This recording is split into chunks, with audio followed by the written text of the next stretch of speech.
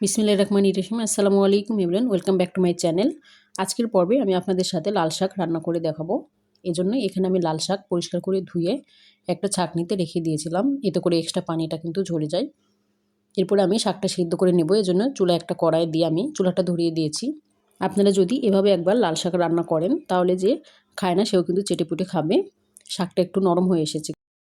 এরপরে আমি এখানে দিয়ে দিব 3টা মিডিয়াম সাইজের পেঁয়াজ কুচি। এরপর এখানে অ্যাড করে দিব আমি 4-5টা কাঁচামরিচ। কাঁচামরিচটা আমি মাঝখান দিয়ে কেটে দিয়েছি। এরপর পেঁয়াজ আর কাঁচামরিচ দিয়ে শাকটাকে আমি সেদ্ধ করে নেব। আমি কিন্তু শাকের পানিটা ফেলে দেব না, এজন্য আমি আগে থেকে শাকটা কিন্তু ছেঁকে রেখেছিলাম। অল্প পরিমাণে পানি বের হবে, আর যদি সাথে সাথে ধুয়ে দেন তাহলে কিন্তু অনেক বেশি পরিমাণে পানি বের হয়ে যায়। এরপর এখানে আমি পরিমাণ মতো লবণ দিয়ে দেব। লবণ দিয়ে আমি শাকটাকে পানি শুকিয়ে আসা পর্যন্ত সেদ্ধ করে নেব। আপনারা কিন্তু পানিটা ছেঁকে ফেলেও দিতে পারেন, তবে এতে করে শাকের পুষ্টিগুণটা নষ্ট হয়ে যায়। আমি শাকের পানি শুকিয়ে আসা পর্যন্ত শাকটাকে সেদ্ধ করে নিয়েছি। এরপর চুলায় আমি আরেকটা প্যানে 2 টেবিল চামচ সয়াবিন তেল দিয়ে দিয়েছি। এরপর এখানে দিয়ে দিব 3 কোয়া রসুন। রসুনটা আমি মাঝখান দিয়ে কুচি করে নিয়েছি। এরপর এখানে আমি একটা শুকনো মরিচ মাঝখান দিয়ে ভেঙে দিয়েছি। শুকনো মরিচটা আপনারা চাইলে নাও দিতে পারেন, তবে শুকনো মরিচটা দিলে খুব সুন্দর একটা ফ্লেভার পাওয়া যায়। রসুনটা হালকা একটু নরম হয়ে এলে এখানে আমি দিয়ে দিব 1/4 কাপ পেঁয়াজ কুচি।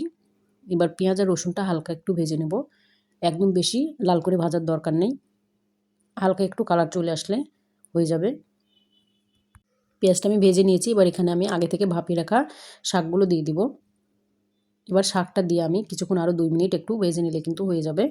এভাবে যদি আপনি একবার লাল শাক রান্না করেন তাহলে যে খায় না সেও কিন্তু চেটেপুটে খাবে। এভাবে একবার আপনারা বাসায় তৈরি করে দেখবেন। আর আমার রেসিপিটি ভালো লাগলে please like, comment and share করে দেবেন এবং আমার চ্যানেলটাকে সাবস্ক্রাইব করে আমার পাশে থাকবেন। এভাবে নেড়েচেড়ে আমি আরও কিছুক্ষণ শাকটা ভেজে নেব। আমার শাকটা কিন্তু এখন ভাজা হয়ে গিয়েছে। এবার চুলাটা অফ করে দিয়ে আমি পরিবেশন করে দেখাচ্ছি।